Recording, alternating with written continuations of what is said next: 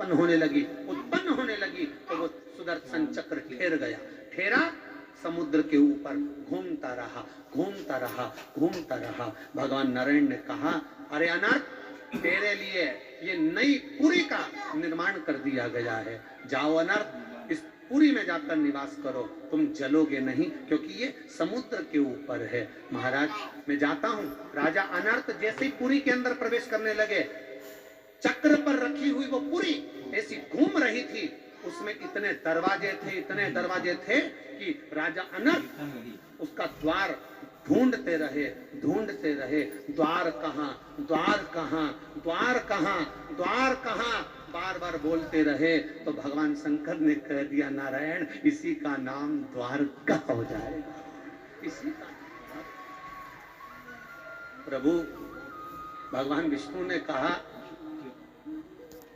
ये बताओ, सुदर्शन चक्र आपका, डमरू का नाद आपका, बैकुंठ का हिस्सा मंगवाया, ये नगरी आप राजा अनर्थ को देने वाले हो कि मुझे देने वाले? सास कोई भी रकम बनवाती है, वो अपने लिए नहीं बनवाती है, उस हिसाब से बनवाती है कि बहू को या बेटी को मैं दे दूंगी। भले 2-4-8 दिन पहन लेगी, पर मन में वही है, ये मैं बड़ी को दूंगी, ये मैं छोटी को दूंगी, ये मंजली को दूंगी, ये संजली को दूंगी, उसके भीतर वो चलता है। मेरे महादेव राजा अनर्थ के लिए द्वारका बनाए, और राजा अनर्थ की उस द्वारका में फिर आगे चलकर राजा रेवत, फिर रेवती का विवाह, किससे करा जाए? तो का बलभद्र जी से कर दिया जाए। बलराम जी से विवाह कर दिया, बलराम जी विशेष के अवतार, विवाह तो कर दिया। विवाह होने के बाद में फिर पत्र आया, और रुक्मणी जी का विवाह का जब क्रम आया, तब रुक्मणी जी को द्वारिकाधीश लेकर आ गए। अब रुक्मणी जी को लेकर आए तो विचार करा रेवती माता ने और बलभद्र जी ने कि बेटी ये रुक्मणी आ तो गई है, पर इसका कन्यादान कौन करेगा? रेवती माता ने कहा, जेठ जो होता है, छोटे भाई की जो पत्नी होती है, वो बेटी के तुल्य होती है, तो कन्यादान आप भी कर सकते हैं, आप करो कन्यादान में।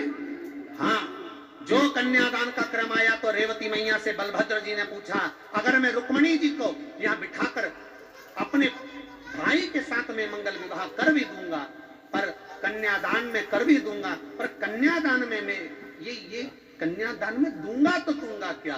तब कहा, एक काम करो प्रभु, ये द्वारका जो रेवत ने रेवती को दी थी, रेवती को जो बलभद्र को मिली थी, वही बलराम जी ने अपनी द्वारका रुक्मणी जी को दे दी, और भगवान कृष्ण द्वारिका के नाथ बनकर विराजमान हो गए। रुक्मणी जी ने पूछा कि बलराम भैया की ये द्वारका हमें मिल रही है, तो ये द्वारका फिर अब बताओ, एक बात सोचने वाली है कि नहीं है? हमारे यहाँ पहले की रीति है, घर का बड़ा बेटा ही सिंहासन पर बैठता है, तो उस समय पर द्वारका के राजा तो बलभद्र जी को होना था। फिर कृष्ण जी का गुणगान क्यों होता है? क्योंकि बलराम जी ने कृष्ण को दे दी थी, और स्वयं ब्रज के राजा बनकर बैठ गए थे। ब्रज के राजा बलभद्र जी ब्रज के राजा बनकर, ये सुंदर एक सुख है।